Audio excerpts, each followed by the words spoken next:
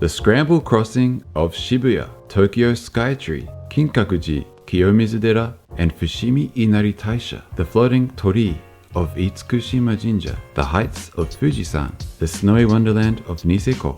And how could I forget the pyramids of Kanayama? Put simply, Japan is one of the best places in the world to travel. Yet way before any of us had the chance to don a kimono, put on some geta, and stroll the narrow streets of Kyoto in search of a geisha drinking a matcha tea latte, the OG Japan travel content creator Isabella Bird was out plotting her next selfie at the gates of Sensoji. The year was 1878. The last samurai had only recently passed away, and Japan was in the midst of the Meiji Restoration. And would you believe it? Our girl, Isabella Bird, was right there to witness it all. Bird was doing off-the-beaten-path travel when off-the-beaten-path travel was all that existed. Not only did she interact with the locals in a way that many of us can only dream of, she also came across one of the 7 wonders of the world, or at least Japan's version of it. Recently, while looking for the next mountain on my 100 famous mountains of Yamagata list, I was surprised to read that in 1878, English traveller Isabella Bird came across the pyramids of Japan. Japan has pyramids? Wow! In that case, could Japan have its own Tutankhamun? Or even better, could Japan have its own claim to a Brendan Fraser franchise? I was shocked. Not only was I 150 years too late to discover the pyramids of Japan for myself, but they were also located here in Yamagata Prefecture. Naturally, I had to check these outrageous allegations for myself.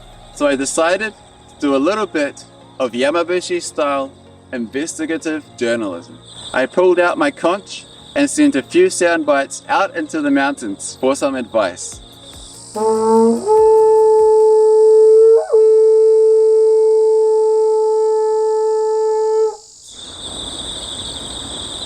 Crickets. Turns out I should have just checked the Kindle store.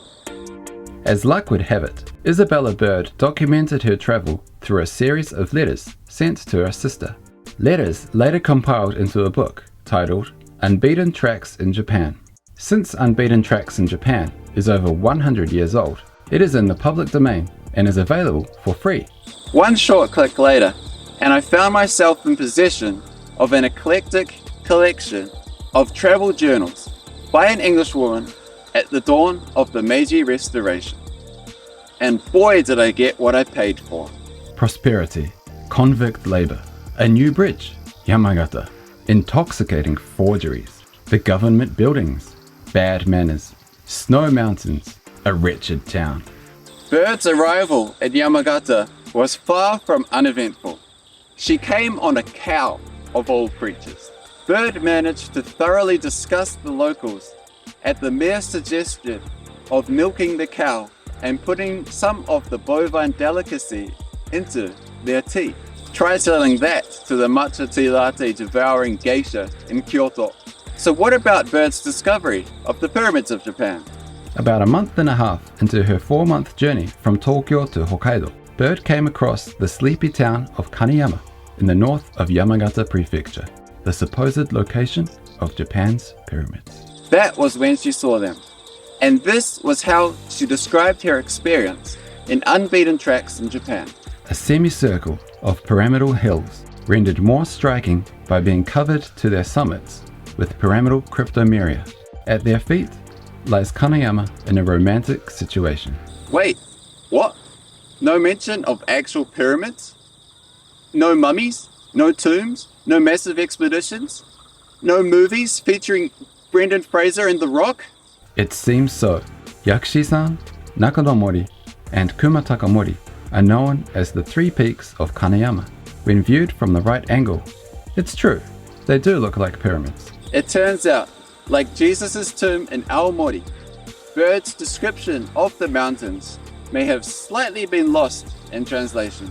Or it may all just be a sneaky ploy to get an unsuspecting Yamabushi to come and visit the tiny town of Kanayama and its pyramidal-shaped Yakushi-san. Looks like it worked. And I'm glad it did. As far as I'm aware, the mummies of Japan all congregated on nearby Yudono-san. True story.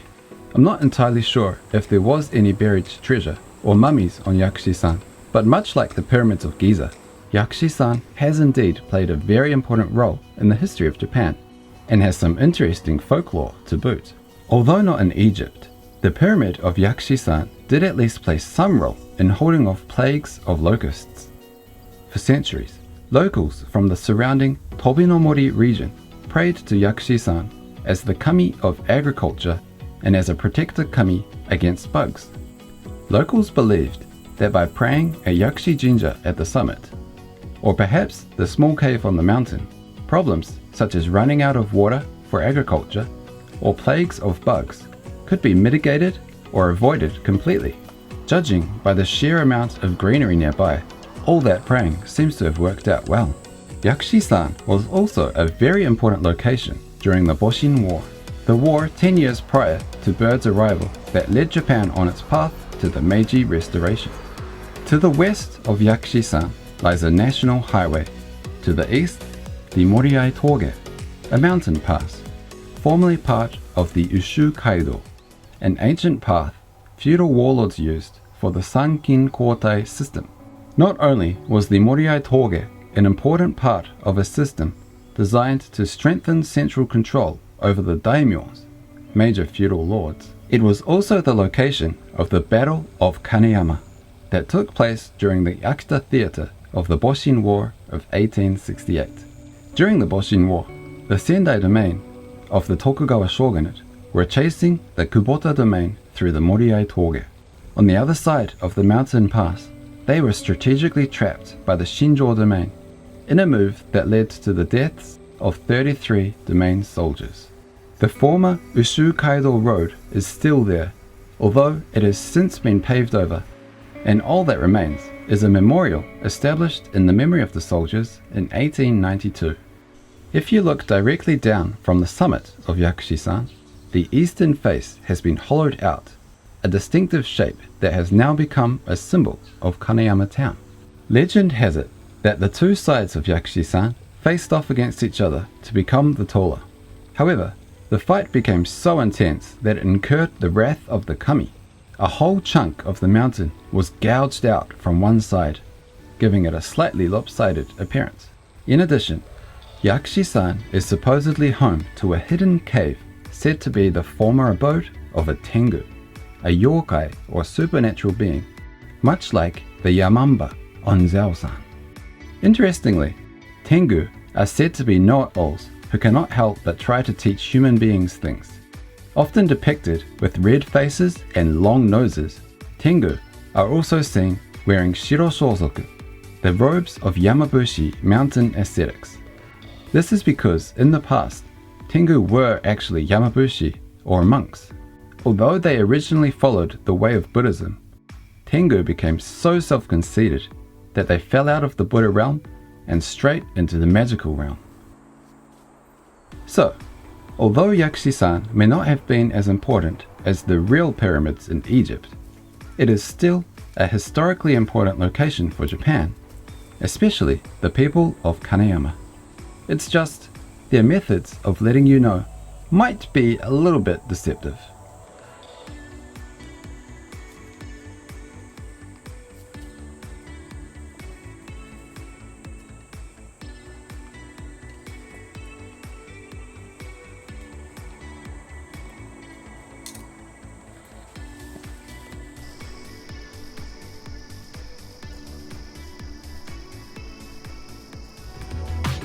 For a detailed article and hiking guide of Yakushi-san, check out timbunting.com/yakushi. If you enjoyed the video, please don't forget to like and subscribe. It really helps the channel. I'm Tim Bunting, the Kiwi Yamabushi. Ka kite ano, and I'll see you next time.